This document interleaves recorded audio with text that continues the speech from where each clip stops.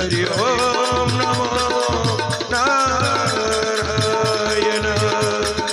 ઓમ નમો નારાયણ હરિ ઓમ નમો નારાયણ જય જય નારાયણ નારાયણ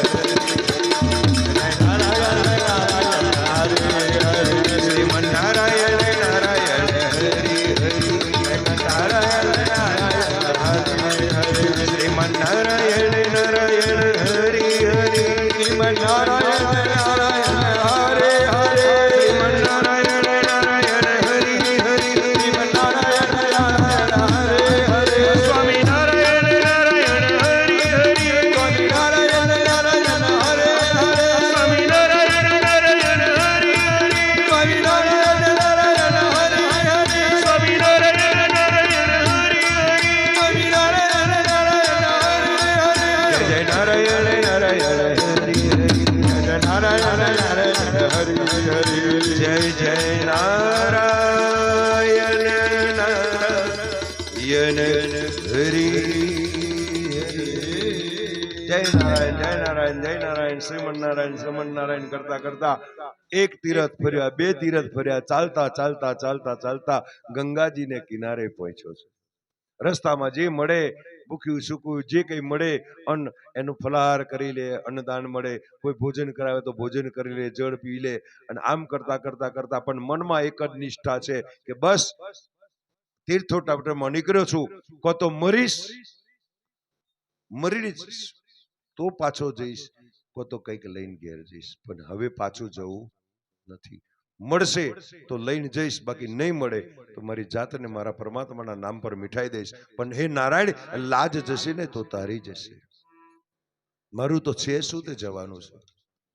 આમ મનમાં દ્રઢ નિષ્ઠા છે, સંકલ્પ કર્યો છે. તાળ તડકો ઊંઘ ભૂખ ઉજાગરા બધું જ બેઠે છે. રસ્તામાં અનેક પ્રકારના કષ્ટો સહન કરે છે. યાદ રાખજો, ધીરજ ધરે ધ્યારું કરે. એને મનમાં ધીરજ રાખી છે, એ ચાલતો રહ્યો છે, મન ડગ્યું નહીં. કારણ કે મેરું તો ડગે પણ જેના એ મનડા ડગે નહીં પાનભાઈ. અરે ભાગી રે પડે ને હે બ્રહ્માંડ, વિપત્યુ પડે તો એ વનસે નહીં રે સોઈ હરિજનના પ્રાણજી. ગમે તેવી વિપત્તિ પડે એનું મન વિચલિત ના થાય. બસ જે લઈને નીકળ્યા છે એ જ પરિપૂર્ણ કરવું છે. મન વિચલિત કરું તો અત્યારે મારથી કથા થાય કરી, રૂમમાં બેઠો બેઠો રડ્યા કરું. મીનાબેન ઘાટ બે મેરું ડગે પણ જેના મન ના ડગે. સાહેબ ભલે આખું બ્રહ્માંડ ભાગી કેમ ના પડે, આ મનમાં દ્રઢ નિશ્ચય આ તમારે ને મારે બધાએ શીખવાનું છે. આ એકલા આત્મદેવ બ્રાહ્મણની વાત નથી, હું ને તમે બધા આત્મદેવ જ છીએ. ધીરજ રાખવાની છે.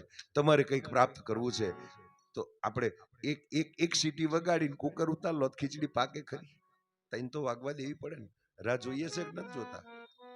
ગમે તેટલી ઉતાવળ હોય, બસનો ટાઈમ થઈ ગયો હોય, પણ 3 સીટી વાગ્યા વગર કુકરની ગેસ બંધ કરીએ છે ખરા?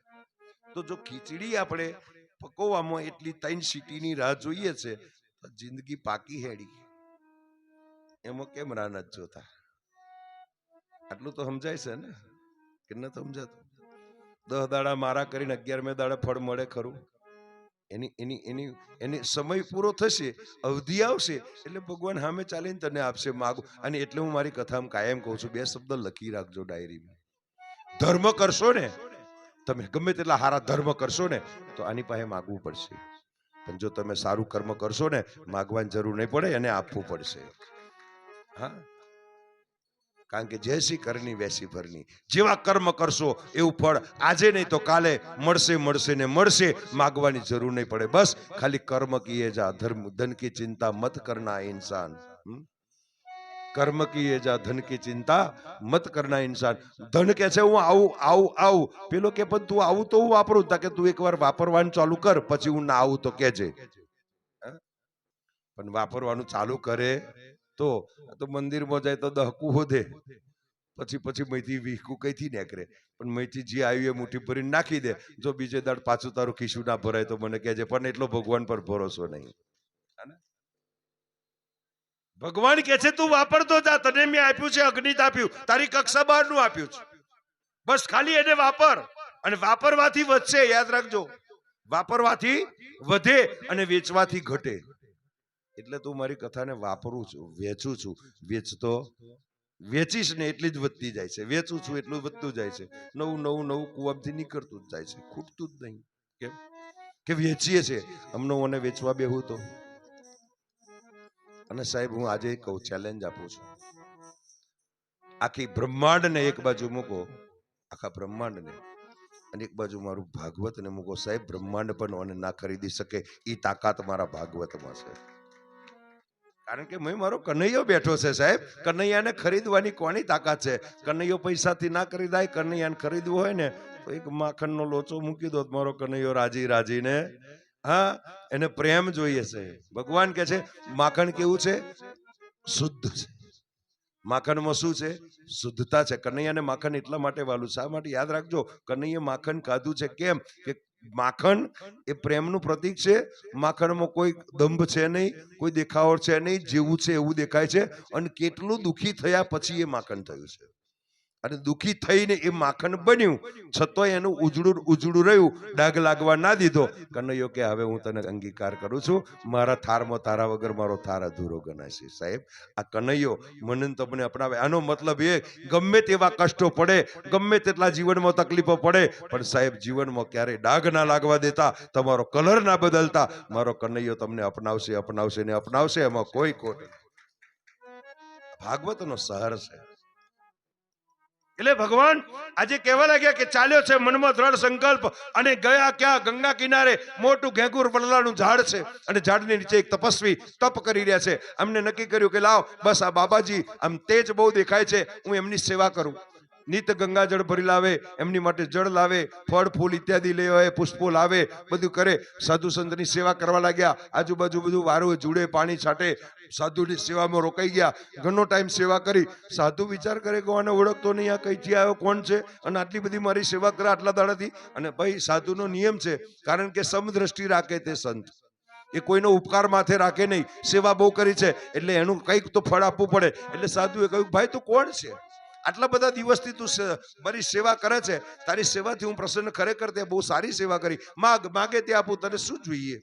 તારે કઈ જરૂર છે હોય તો મને કે. તે વખતે આત્મદેવ બ્રાહ્મણ કહે છે, બાબાજી આપવું છે, હે ગુરુદેવ, હે તપસ્વી, મને આપવું છે તો ગુરુદેવ એટલું આપો કે મારે ઘેર સંતાન નથી, મારે એક પુત્રની પ્રાપ્તિ થાય. તો કે આટલી ઉંમરે હવે તું વૃદ્ધાવસ્થાને આરે આવ્યો છે?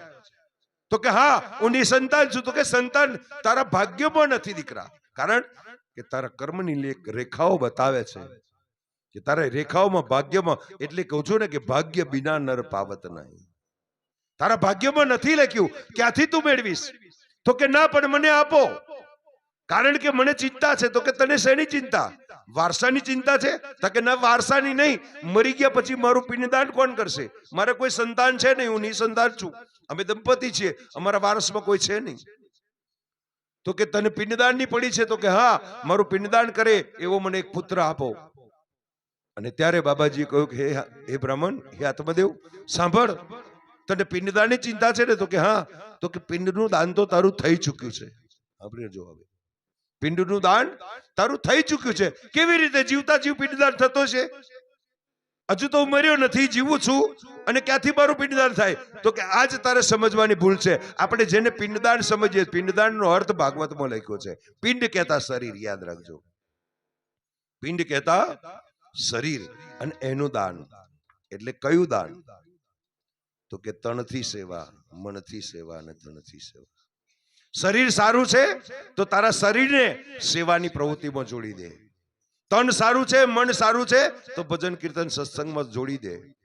ધન તારી પાસે છે તો એને સત્કાર્યોની અંદર જોતરી દે. આજ તમારું સાચું પિંડદાન છે. દેહ, યાદ રાખજો, જીવતા જીવ જ આપણું પિંડદાન આપણે જાતે કરવાનું છે. મર્યા પછી તો પેલા જે લુવા બનાવીને નાખે ને અડદના લોટના, એ આપણા પરંપરા આપેલી છે. આપણા ઋષિ મુનિઓની પરંપરા છે, જાળવજો, કરવું પણ જોઈએ. પણ સાચું પિંડદાન તો જીવતા જીવ કરવાનું છે સાહેબ, કે આ દેહ કોકને કામ લાગે, આ દેહ થકી કોઈની સેવા થાય, જરૂરિયાતમંદને મદદ કરો. કોઈ ગરડું હોય, કોઈ વૃદ્ધ હોય, કોઈ બીમાર હોય, એનો હાથ પકડીને એને ઊભું કરો, એને ચાલતા લઈ જાઓ, આંધળો મળે તો એનો હાથ પકડીને એને રસ્તો પાર કરાવો. સાચું પિંડદાન આ જ છે.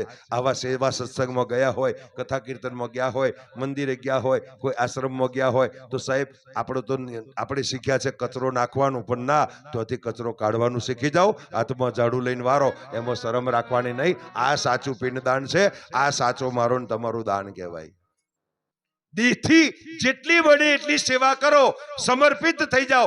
આ દેહને પરમાત્માના કામમાં લગાડી દો, પરમારથના કામમાં લગાડી દો. સાહેબ, આ જીવતા પિંડદાન છે. મર્યા પછી તો પેલા લોટ નાખશે, એ તો માછલીઓ, અને એ પણ એક પ્રયોગ છે. એ આપણા ઋષિ મુનિએ આપેલી પરંપરા છે. કરવું જોઈએ અને કરજો. એનું પણ કારણ બતાવી દઉં. કરે છે કોણ? હું જરા બોલું, તમારે બોલતા રહેવાનું. ખખડશો, મને એવું લાગે કે તમને બધાને જ્ઞાન ચડ્યું હોય એવું. પછી ઊંઘ ઉડાડવા મારે પાછું પર રમેને ચડવું પડે. એના કરતા ખખડતા રહેશો એમાં સારું, મજા આવશે. જેટલો સાથ તમારે આપવાનો છે. અને એ પિંડદાન કરે છે કોણ? જે હોય વારસદાર, આપણે જ ને. આપણા દીકરા કે દીકરી, જમાઈ, દીકરો ના હોય તો દીકરીને જમાઈ કરે ને પિંડદાન. એ પિંડદાન કોના હાથે થાય? આપણા પરિવારના કોઈ સભ્યના હાથે. હવે એક વસ્તુ, બેંકમાં એક એકાઉન્ટ ખોલ્યું છે, માની લો કે મારા કોનું ખોલીશું? બેંકમાં એકાઉન્ટ કોનું ખોલીશું આપણે? મમતા બેન નું રાખો ને, મેડિકલ વાળાનું. એમના ખાતામાં પૈસા નાખવા છે, તમે નાખો. કોના ખાતામાં જમા થાય? તમારા જ ખાતામાં જમા થાય ને. દક્ષાબેન ના ખાતામાં જમા થાય ખરા? નહીં થાય. બસ આટલું સમજવાનું છે. આ શા માટે પ્રયોગ આપ્યો છે એ બતાવશું. પિંડદાન નો મતલબ, પિંડદાન એટલે શું? આપણે પિંડદાન કર્યા બહુ કર્યા, સાંભળ્યા બહુ, કર્યા બહુ, હજુ કરતા રહીશું. પણ આ પ્રયોગ શા માટે આપ્યો છે? મરનાર તો ગયો. આપણે કહેવતમાં બોલીએ છીએ કે હાથે તે, આપણા હાથે જેટલું થાય એટલું સાચું. પાછળ છોકરો કર્યું કે ના કર્યું, આવું બોલીએ છે ને. ખાલી બોલીએ છે, અપનાવ્યું નહીં. યાદ રાખજો. પિંડદાન નો અર્થ, પિંડદાન એટલા માટે કરવાનું, ઋષિ મુનિઓને ખબર હતી કે આ આવનારો સમય સ્વાર્થી છે. પોતાના માણસો સ્વાર્થી છે. આ ભય બિનપ્રીત ના હોય, આ ભય સ્થાન મૂક્યું છે. યાદ રાખજો. શાસ્ત્રોને આગળ વધારવા, તમારા હાથે પુણ્યદાન કરાવવા માટે આપણા ઋષિ મુનિઓએ ભય સ્થાનો મૂક્યા છે. ભય બિનપ્રીત ના હોય, અમારા રામાયણમાં લખેલું છે.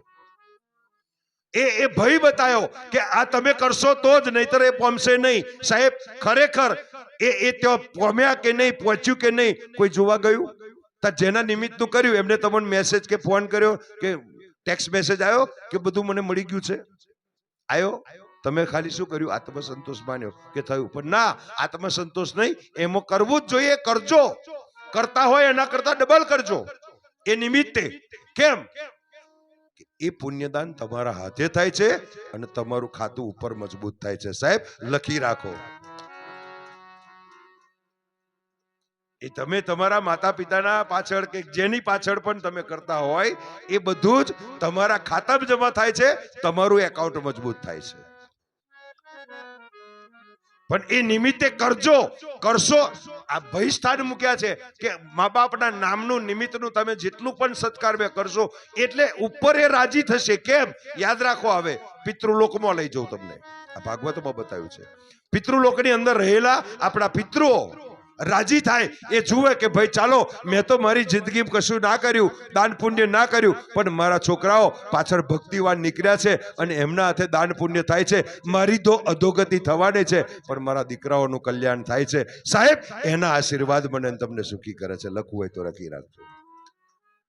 પિતૃઓના આશીર્વાદ મેળવવા હોય તો એમના નિમિત્તે ભલે આપણા એકાઉન્ટમાં જમા થાય, પણ એ રાજી થશે કે મારો દીકરો, મારી દીકરી, મારો જે કંઈ હશે, મારા માટે આટલું દાન પુણ્ય મારા નિમિત્તનું કરે છે.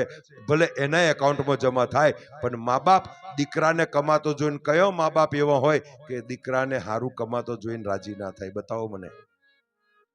કયો માવતર એવા હોય કે પોતાનો દીકરો ખૂબ કમાતો હોય અને રાજી ના થયા હોય એવા એકેય મા બાપ છે ખરા? આટલા આપણે ઈચ્છીએ ને, જીવતે જીવ એવી છે કે મારો દીકરો બહુ કમાય, બહુ મોટો થાય, એને બેલેન્સ વધે, એનો ધન વધે અને મોટી ડિગ્રીઓ મેળવે, ખૂબ કમાય. એ મા બાપ કેટલો બધો રાજી થાય, અંતરથી હરખાય ને કે મારો દીકરો. બસ આ જ વસ્તુ ઉપર લાગુ પડે છે. લખી રાખજો આ શબ્દો મારા. જેટલું તમે એ નિમિત્તે કરશો એ જોઈ તમારા માવતર, તમારા પિતૃઓ રાજી થશે કે ચલો મારા વંશજમાં મારી પાછળ ભલે મેં મારા હાથે કંઈ ના કરી શક્યો પણ મારી પાછળ મારા વંશજોએ ઘણું કર્યું છે અને એ એમનું બેલેન્સ પુણ્યનું વધે છે. એટલે એમના એક તમારું પુણ્યનું બેલેન્સ અને બીજા તમારા પિતૃઓના આશીર્વાદ, આ બે તમને મળે ને એટલે સાહેબ દુનિયાની કોઈ તાકાત તમને સુખી કરતા રોકી ના શકે. એની પણ મારી ગેરંટી. હા, થાય એટલું કરજો, કરજો ને કરજો. અને આટલું સત્ય સમજાયું હોય તો તમે તો કરજો પણ કોકને સમજાઈને કરાવજો. આ એક સનાતન સત્ય છે.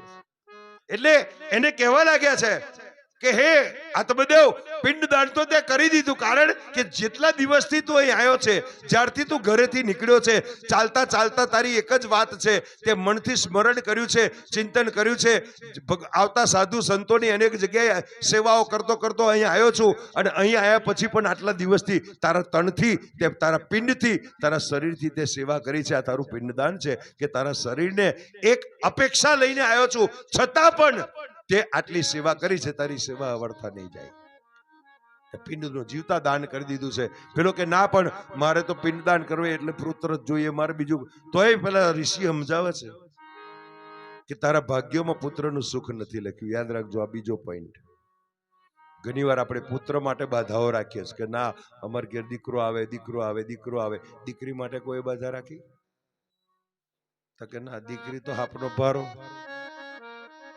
તો તું જે દીકરી માટે બાધા રાખી તો તારી મમ્મીએ તારા માટે બાધા રાખી હોત કે મારી દીકરી નહીં જોઈતી, દીકરો, તો તું આજે આ જગતમાં ના હોય. આપણે ભૂલી જઈએ છે કે નહીં ભૂલતા.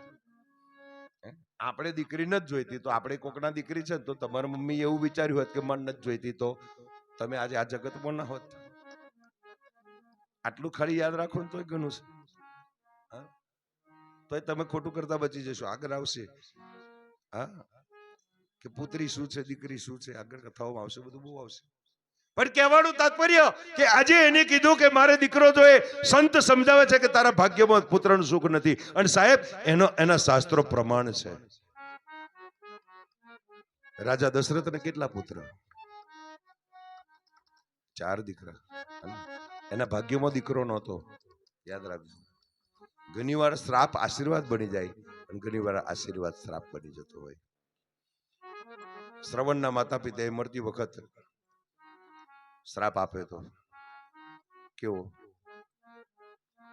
કે પુત્ર વિયોગે તમારું મૃત્યુ થાય. તે દિવસ દશરથ રાજાને ઘેર કોઈ પુત્ર નહોતો. આશીર્વાદ, આ શ્રાપ મળ્યો પણ ત્યાર પછી એની ઘેર 4 પુત્ર થયા. એટલે શ્રાપને કન્વર્ટ શેમાં થયો? આશીર્વાદમાં. બીજો આશીર્વાદ મળ્યો કોનો? તો કે યજ્ઞ નારાયણનો. યજ્ઞ કર્યો, પુત્રેષ્ઠી યજ્ઞ કર્યો, યજ્ઞ નારાયણના આશીર્વાદ મળ્યા, અંદરથી ખીર પ્રસાદ રૂપે મળી, ત્યાર પછી દીકરા અવતાર થયા. આશીર્વાદ મળ્યો, પેલો શ્રાપ ફળ્યો અને આશીર્વાદ મળ્યો પણ આશીર્વાદ ટક્યો નહીં. યાદ રાખજો. આવો અહીંયા આગળ રાજા દશરથ મરણને પથારીએ બેઠો, છેલ્લા શ્વાસ ગણતો હતો. કારણ અમારા રામાયણમાં ગોસ્વામી તુલસીદાસજીએ લખ્યું છે, રામ રામ રામ રટત ભુવાલું, જીમ બિન પંખ વિહંગ વિહારું.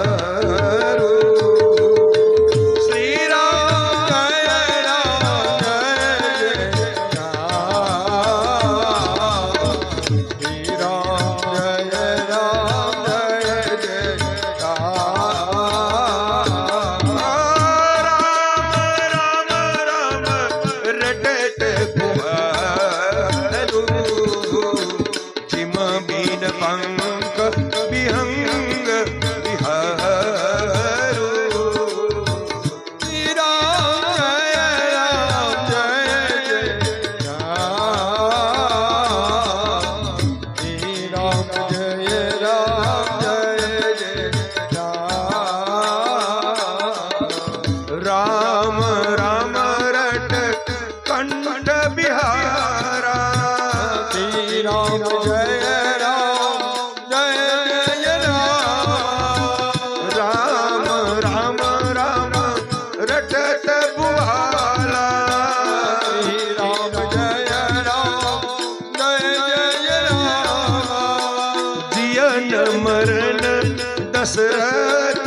સુહાવા શ્રી રામ જય રામ જય જય રામ અંત કાલ રામ નામ રટે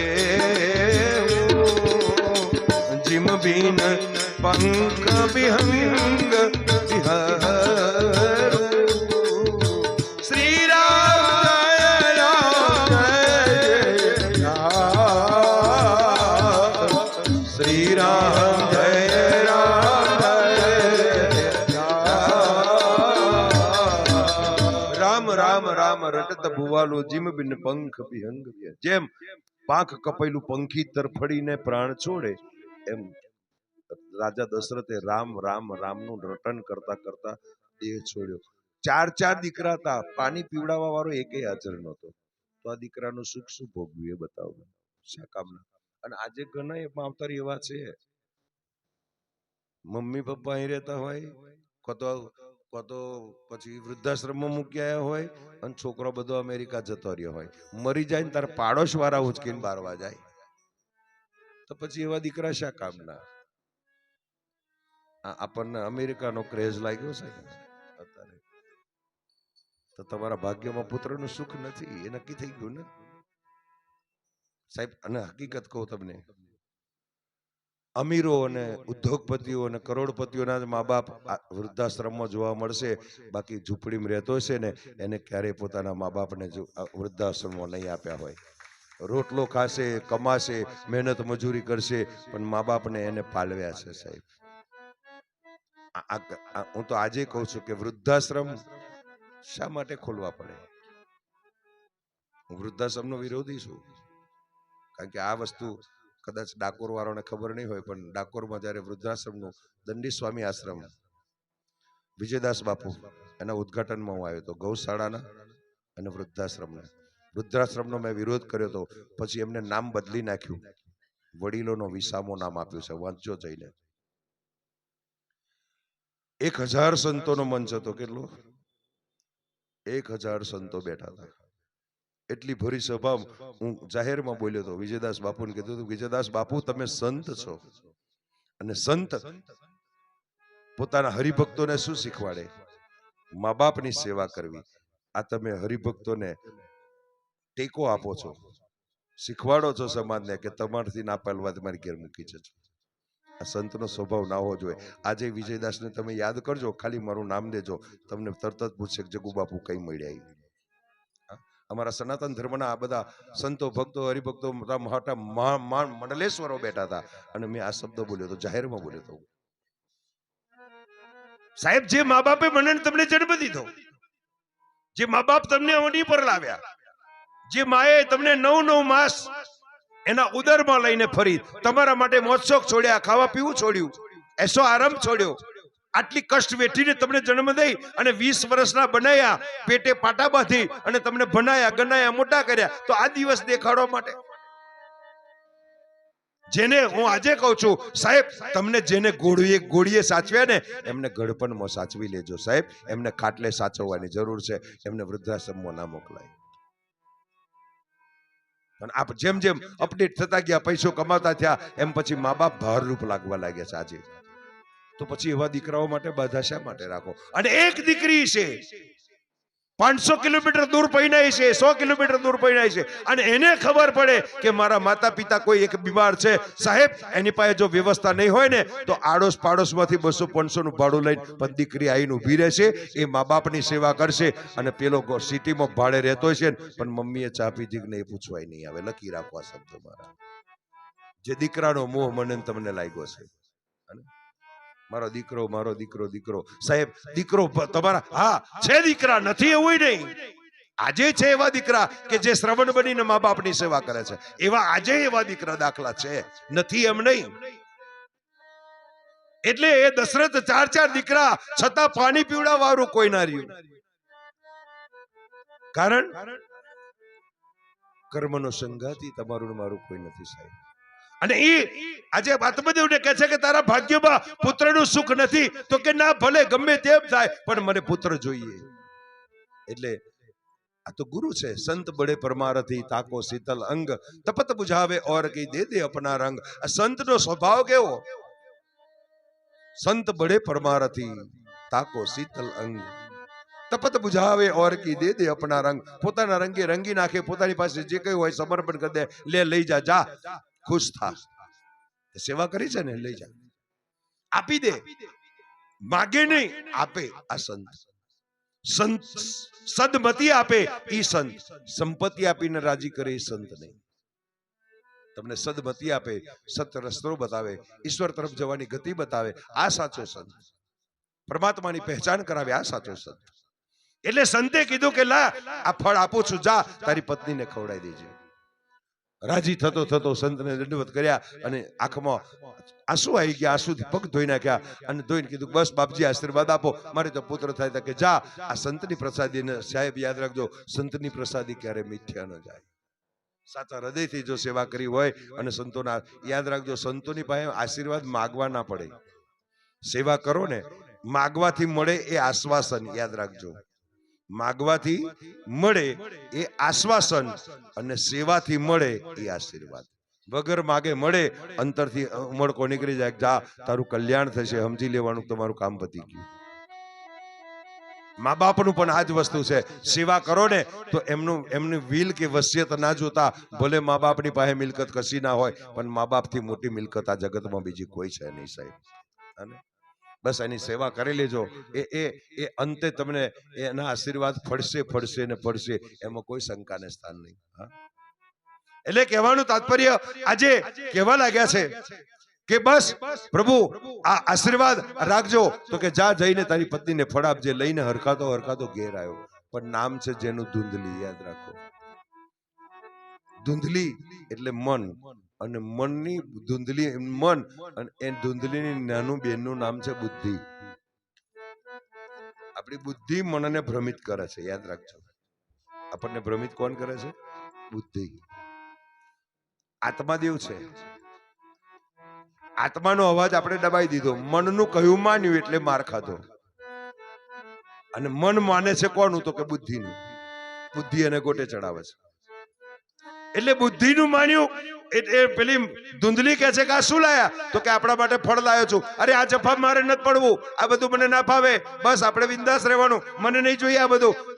તમે અરે કે છે પણ આપણો પિંડદાન કરનારે આપણે કાલે મરી જઈશું, આપણે કઈ અમર થઈને આવ્યા નથી. આપણો પાછળ કરવા વાળું તો કોઈ જોઈશે ને, એક પુત્ર તો જોઈએ જ ના. તો ગમે તે કાર આ પ્રખાડ. પણ પેલી ધૂંધલીએ વિચાર કર્યો કે આ તો ગમે તેમ, પણ સંતની પ્રસાદી છે, ફેંકી ના દેવાય. એટલે ભગવાનની પાસે મૂકી દીધું. રાતે ઊંઘ ના આવે એને. મનમાં વિચારે કે આનું શું કરું શું કરું. પછી એને એકદમ યાદ આવ્યું કે મારી બેન સગર્ભા છે. મારી બેન, મારી મનની બુદ્ધિ, ધૂંધલીની નાની બેન બુદ્ધિ, મનની નાની બેન બુદ્ધિ, એ સગર્ભા છે. એ સારા દિવસ છે, લાવ્યું એની પાસે જવું. એટલે પોતાની બેન પાસે જાય. બેનને કે બેન મારા માથે આવું સંકટ છે, તું મને રસ્તો બતાવીશ? તો કે હા, કેમ નહીં. કારણ કે બુદ્ધિને તો ખાલી પૈસો જ જુએ છે. તમને નહીં કહેતા બુદ્ધિશાળી ગમે તોથી પૈસો હોતી લાવે. મારો બેટો દુર્મોથી પૈસા પેદા કરે. હા, પાવડરનો ડબ્બો એક જ, બધું એમનું એવા મેકઅપ કરી આપે, અને બધા પૈસા પૂરા લેવાના, અને પાછી લગન પતે એટલે બધું પાછું આપી દેવાનું. પૈસા તમારા ને વસ્તુ એમની. આ બુદ્ધિ.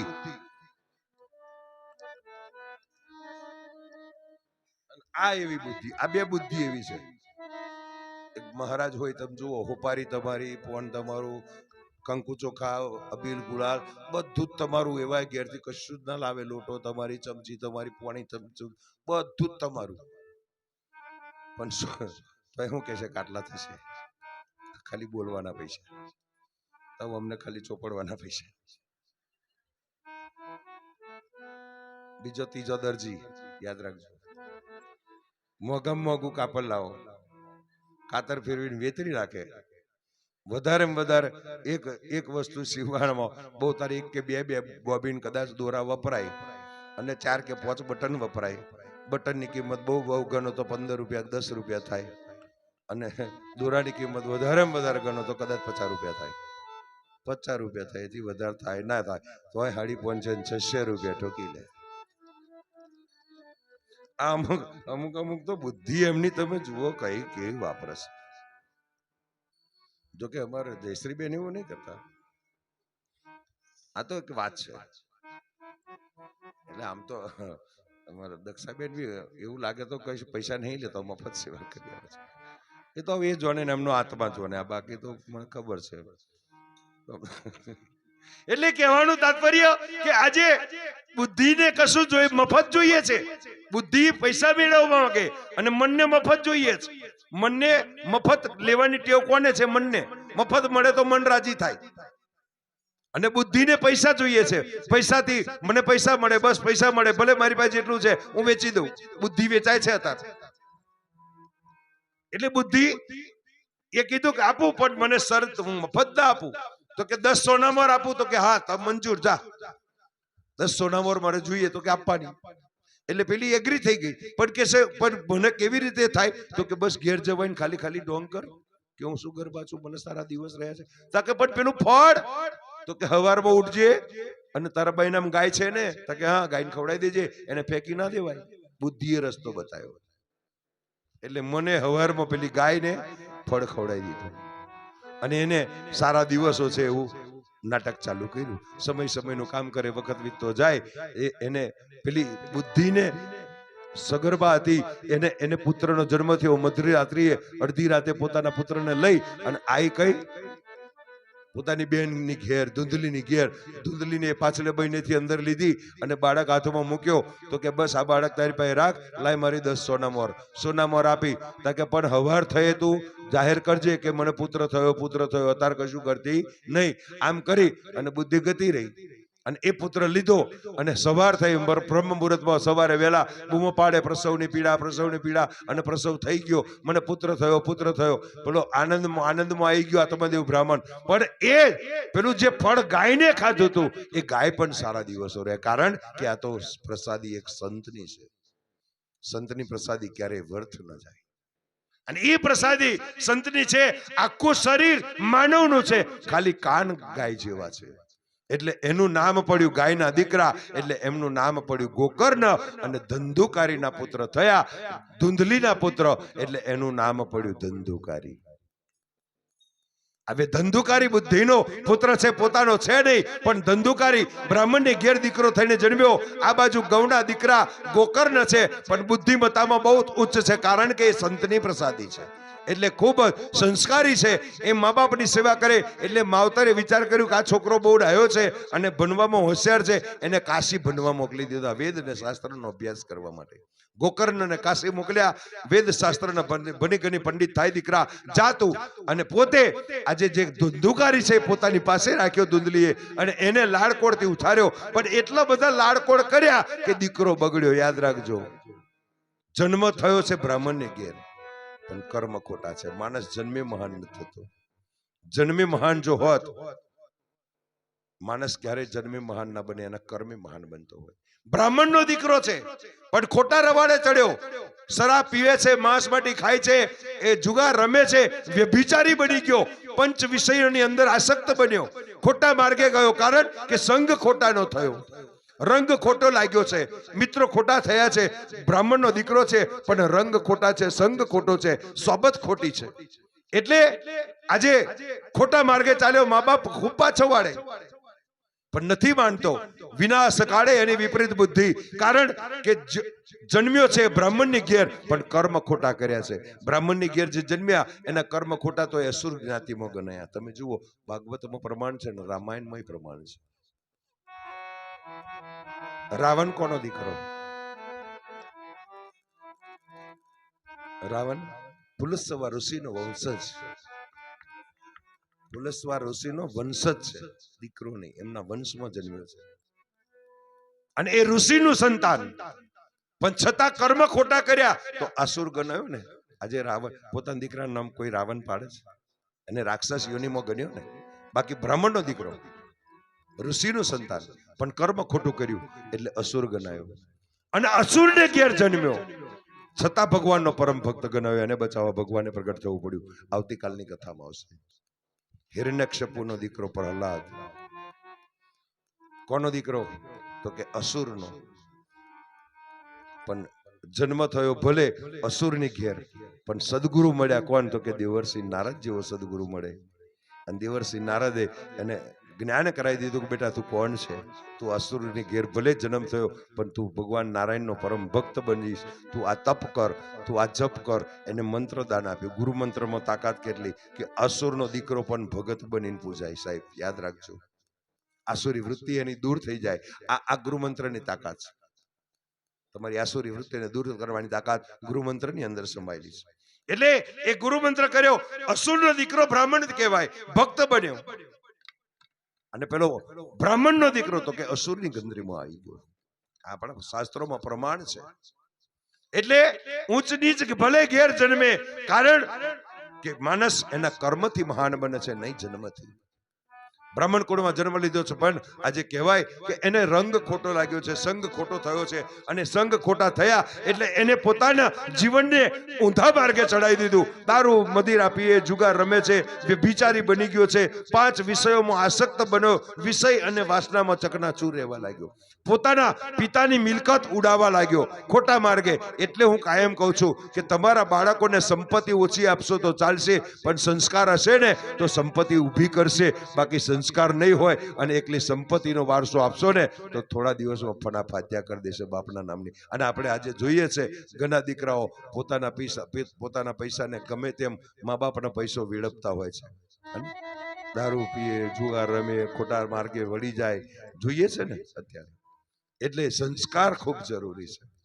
એટલે એને ખોટા માર્ગે ચડ્યો છે, કારણ એના પિતા સમજાવે, અરે છેલ્લે ધૂંધલી કહેવાની કે બેટા આપણે તો બ્રાહ્મણ છે, આપણાથી આ કર્મ ન થાય, પણ છતાં આજે પાછો વળતો નથી. ત્યારે મારા કવિ કહે છે કે રંગાઈ જાને રંગમાં તું રંગાઈ જાને તું રંગાઈ જાને રંગમાં તું રંગાઈ જાને રંગમાં. એ સીતારામ તના સતસંગમાં, રાધે શ્યામ તના તું રંગમાં, રંગાઈ જાને રંગમાં તું રંગાઈ જાને રંગમાં. સીતારામ બડે ભાવ છે. જય શ્રી રામ.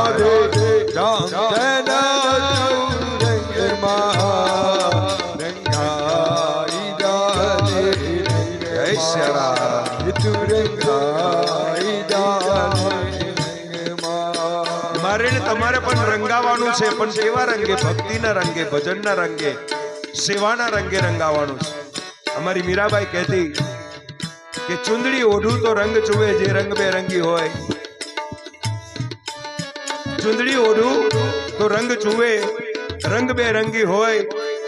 ઓઢું તો કાળો કામડો જેને દૂજો દાગ લાગના કોઈ. અને એટલે મારા સંતો કે રંગાઈ જાને રંગમાં તું રંગાઈ જાને રંગમાં, તું રંગાઈ જાને રંગમાં, તું રંગાઈ જાને રંગમાં. એ સીતારામ તના સતસંગમાં, રાધે શ્યામ તના તું રંગમાં, રંગાઈ જાને રંગમાં, તું રંગાઈ જાને રંગમાં.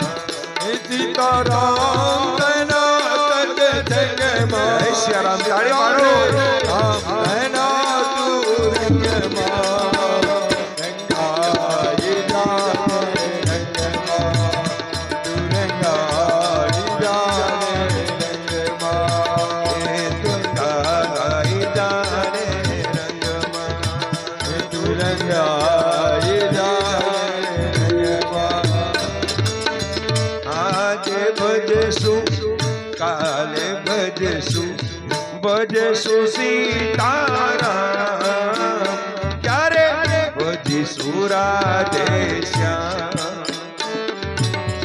આજે ભજજો કાલે ભજજો, ભજશું સીતારામ, ત્યારે ભજજો રાધે શ્યામ. આજે ભજશું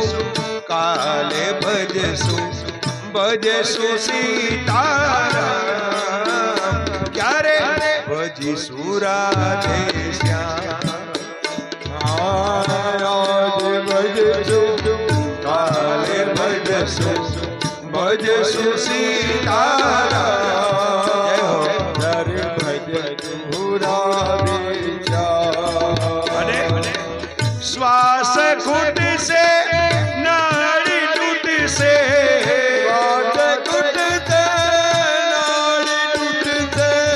શ્વાસ ખૂટશે નાડી તૂટશે પ્રાણ નહીં રહે અંગમાં રંગાઈ દાને રંગમાં તું રંગાઈ દાને રંગમાં સીતારામ જય શ્યારામ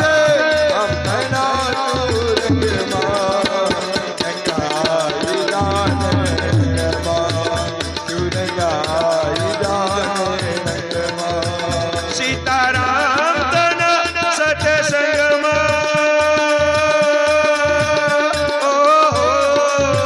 સીતારામ તન તું સંગમાં રાધે શ્યામ તન તું રંગમાં રંગાઈ દાને રંગમાં તું રંગાઈ દાને રંગમાં સીતારામ જય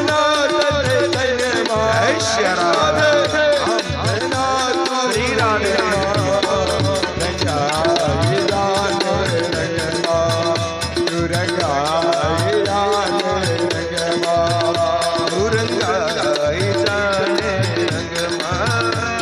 રંગાઈ જાને રંગમાં જીવ જાણતો જાદુ દિવસું મારું છે આત્મા પહેલા ભેડી કરી લઉં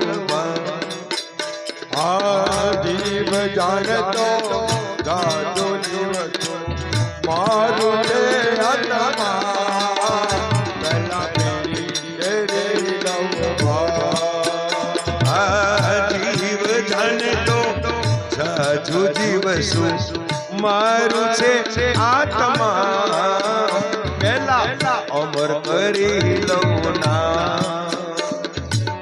જીવ જાણતો જાદુ દિવસો મારું છે આત્મા પહેલા અમર કરી લઉં અને તેડું આવશે જમનું જાણજે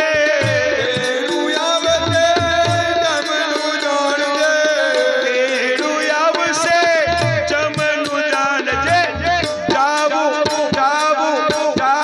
પડશે સંગમાં રંગાઈ જાને રંગમાં તું રંગાઈ જાને રંગમાં એ સીતારામ જય શ્યારામ રાધે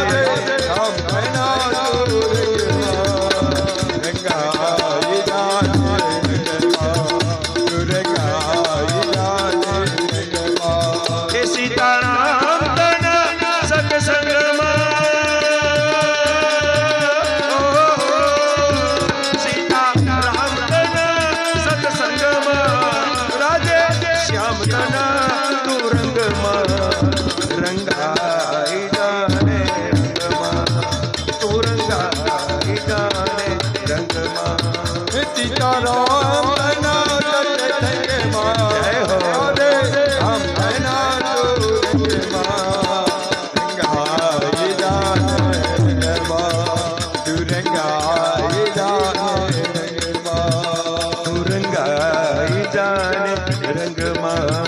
તું રંગાઈ જાને રંગમાં તું રંગાઈ જાને રંગમાં અને રંગ ચડ્યો છે પણ કેવો કુસંગ લાગ્યો છે સાહેબ જીવનમાં રંગ ચડાવો ને તો ભક્તિનો ચડાવો કોઈ સજ્જનનો સંગ કરો કોઈ સજ્જનનો કોઈ સંતનો સંગ કરો કોઈ સારા માણસનો કરો કોઈ પંડિતનો કરો કોઈ જ્ઞાનીનો કરો સંગ કરો તો એવો કરો કે જીવનમાં રંગ ઉભરે જીવનને વેર વિખેર કરે એવા સંગ ન કરાય પણ અત્યારે સંગ આપણે જોયા વગર જ કરીએ છીએ કોલસાનો સંગ કરો તો શું થાય હાથ કાળા થાય પણ એની જગ્યાએ તમે સારાનો સંગ કર્યો હોય તો ફૂલો વેચવા વાળા ભલે એની પાસે કશું ના હોય પણ ફૂલ વેચવા વાળાના હાથમાં સુગંધ રહી જાય છે સાહેબ.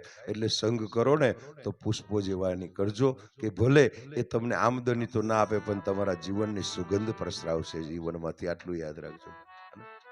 એટલે એને સંગ કર્યો ખોટાનો પણ માનતો નથી. આજે માતા પિતા ઘરડા થાય છે શેની માટે? પોતાના દીકરા દીકરીના ચિંતામાં ચિંતામાં એમનું શરીર ખવાઈ જાય છે, એને રાજી રાખવામાં એનું શરીર તોડી નાખે.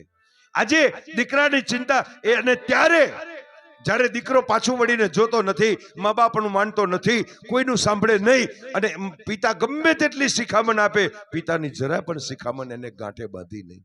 ઉપરથી પિતાજીને ડરાઈ ધમકાય અને માની પાસેથી પણ પૈસા પડાવવા લાગ્યો છે અને અનીતિના માર્ગે ખોટા માર્ગે પૈસો વેડફવા લાગ્યો અને આત્મદેવ ત્યારે દુઃખી થાય છે. પણ હવે શું? એને તે વખતે પેલા સંતનો શબ્દ યાદ આયા. યાદ રાખજો કે બાપ, સંતે મને આશીર્વાદ આપ્યા, તારે કીધું હતું કે તારા ભાગ્યમાં પુત્રનું સુખ નથી, તું દુઃખી દુઃખી થઈશ. અને આજે આ મારો પુત્ર મને આટલો બધો દુઃખી કરે છે. મા બાપને દુઃખ સૌથી મોટું હોય ને તો પોતાના સંતાનોનું હોય છે. અને એ એટલો બધો દુઃખી થાય છે, મનમાં કોતરાય છે કે કરું શું, પણ હવે એ દુઃખમાં ચિંતામાં કહેવાય ને કે એક દિવસ એનો સમય પૂરો થાય છે. એ પિતાનું મૃત્યુ થાય, આત્મદેવ મરણને શરણ પડ્યો છે. આ બાજુ એનો પુત્ર ધંધુકારી એક દારૂના નશામાં ચકચૂર થઈ અને નદીને કિનારે વિશાળ વડલાના વૃક્ષ નીચે બેહોશ થઈને પડ્યો છે. એને ખબર નથી મારા પિતા મરણને શરણ થયા છે. બેહોશ બની ગયો છે, બેફામ બનેલો, મદહોશ થઈ અને બેહોશ બેભાન અવસ્થામાં પડ્યો છે.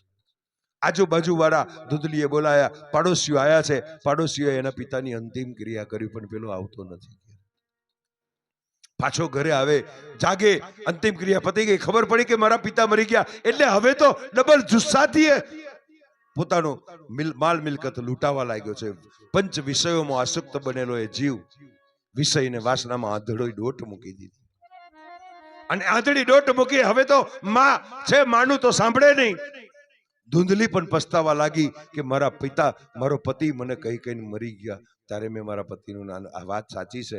આપણને છે ને અમુક ટાઈમે કોઈ બહુ સાચું સમજાવતું હોય, પણ તે વખતે આપણે કારણ કે જોશમાં હોશ ખોઈ બેઠા હોય છે, કોઈનું સાંભળતા નથી, આપણું ધાર્યું જ કરવા જઈએ છે. આપણી જીદ ને આપણું અભિમાન આપણને દેખાતું નથી ત્યારે.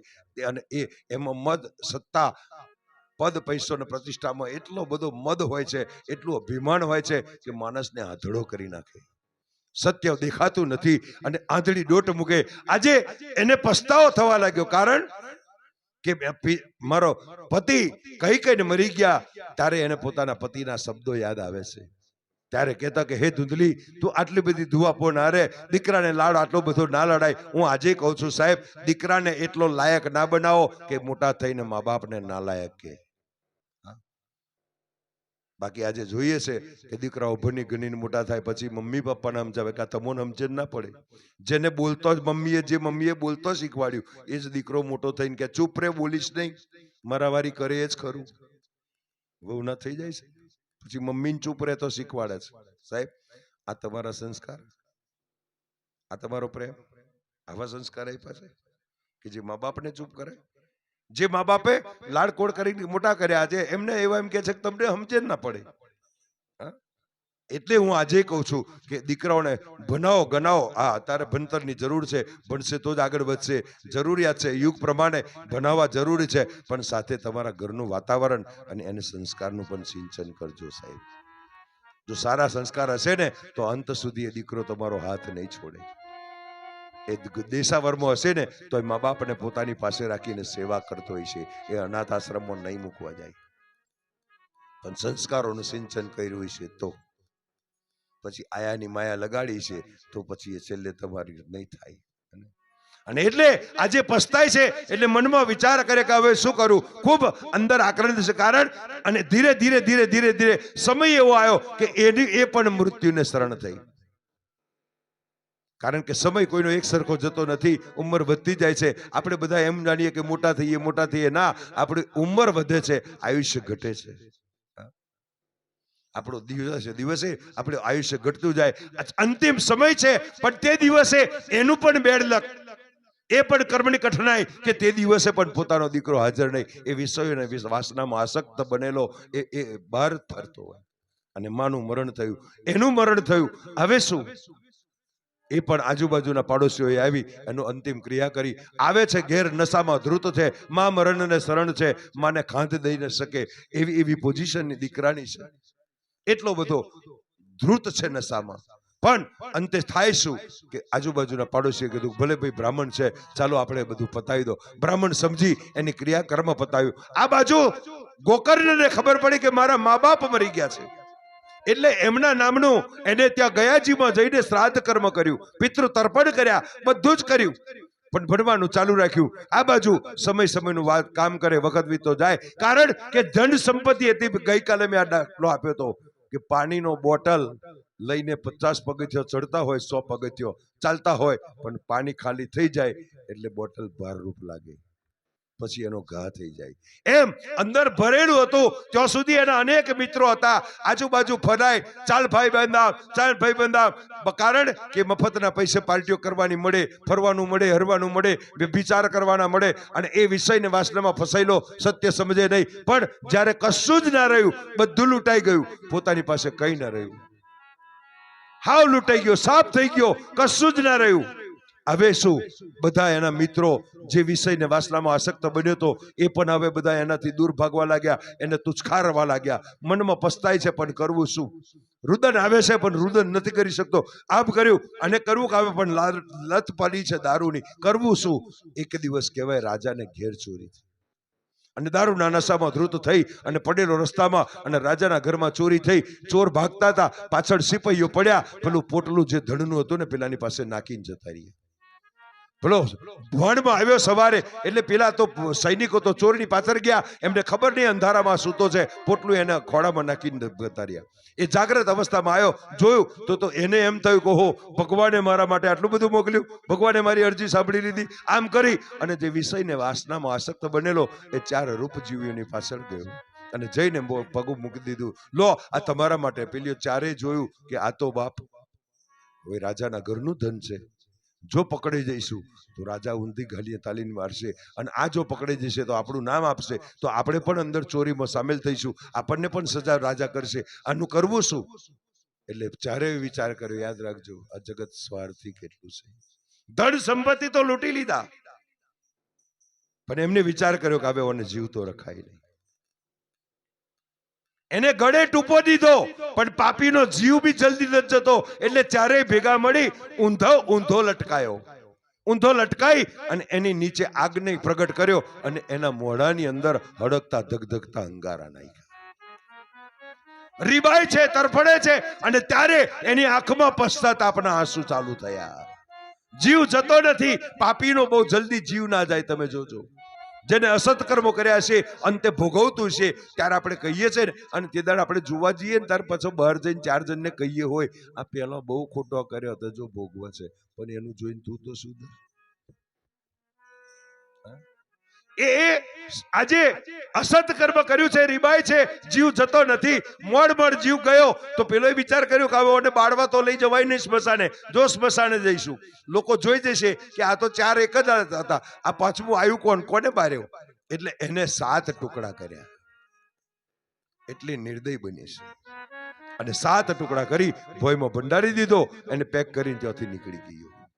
બ્રહ્મ મુહૂર્ત થાય, સવાર થાય, લોકો જુએ એ પહેલા જળ ઝવેરાત જે કંઈ હતું બધું માલ મિલકત લઈને નીકળી ગયો. આ બાજુ પેલાને હવે અધોગતિ ગયો છે, કારણ કમોતે મર્યો છે, રીબાઈને મર્યો છે, એ ફરી પ્રેત યોનિમાં પધાર્યો. આ બાજુ ગોકર્ણને ખબર પડી કે મારો ભાઈ પણ મરણને શરણ થયો, એટલે કાશી છોડી અને પોતાને ત્યાં આવે. ભાઈનું પણ એને ત્યાં શ્રાદ્ધ ગયાજીમાં જઈને કરી દીધું. ભાઈના પણ શ્રાદ્ધ કર્મ, પિતૃ તર્પણ જે કંઈ કરવાનું તે બધું કર્યું. આયા પોતાની ઝૂંપડી જર્જરિત છે, જર્જરિત ઝૂંપડીને સાફ કરી લીપી ઘૂપીને રહેવા લાગ્યા. આજુબાજુ વાળા બધા ખીચડી ગઈ, એટલે ગોકર્ણને ખૂબ દુઃખ થાય છે. પણ ભગવાન નારાયણનો એ પરમ ભક્ત અને ભાગવત કથાનું શ્રવણ કરે, નિત્ય ભાગવતનું વાંચન કરે, પઠન કરે. એ ત્યારે એક દિવસ એવું બન્યું, રાત્રે મધ્યરાત્રિએ સૂતો છે અને સૂતો તો રાત્રિએ મધ્યરાત્રિ થઈ ત્યાં તો ધીરું ધીરું ધીરું ધીરું ધીરું રુદનનો અવાજ સંભળાવા લાગ્યો. કોઈ બાળક રોતું હોય એમ કોઈ ઈબકા ભરીને રડવા લાગ્યું. એકદમ જાગી ગયા. કોણ છે ભાઈ? કોણ રૂવે છે? કોણ છે? આજુબાજુ જોયું, બહાર જોયું, કશું ના દેખાયું એને. એટલે એમને એમ થયું કે બ્રહ્મ છે. વળી પાછો હોઈ ગયો. થોડી વાર રહીને ફરીથી રુદન સંભળાય. ત્રીજી વાર રુદન સંભળાયું એટલે કીધું ભાઈ કોણ છે? તું દેવ છે, દેવી છે, યક્ષ, ગંધર્વ, કિન્નરો, પ્રેત, જંડ, જાકર જે હોય એ પ્રગટ થા, નહીતર હું તને મારા તપના બળથી બાળીને ભસ્મ કરી દઈશ. ભાઈ શા માટે રડે? કોણ છે તું? અને ત્યારે રુદન કરતા કરતા આજે ધંધુકારી બોલે છે, ભાઈ ગોકર્ણ, હું તારો નાનો ભાઈ છું. મારો ભાઈ? અરે એ તો દેવલોક પામ્યો, એનું તો મેં ગયાજીમાં તર્પણ કર્યું છે. ભાઈ તે ભલે ગમે તેટલું તર્પણ કર્યું, મને મુક્તિ નથી મળી, મને મોક્ષ નથી મળ્યો. તો કે કેમ ના મળે? ગયાજીમાં મેં તારું તર્પણ કર્યું, જે પવિત્ર જગ્યા ભગવાન રામે દશરથ રાજાનું તર્પણ જે જગ્યાએ કર્યું, જ્યાં પિંડદાન કર્યું, એ ગયાજી, એ પ્રભાત, એ ગંગા. અને ગયાજીની અંદર મેં તારું સત્કર્મ કર્યું, પિતૃ તર્પણ કર્યા, તારા પિંડદાન કર્યા, છતાં તને મુક્તિ ના મળી. તો કે ના, યાદ રાખજો, મુક્તિ કેમ નથી મળતી.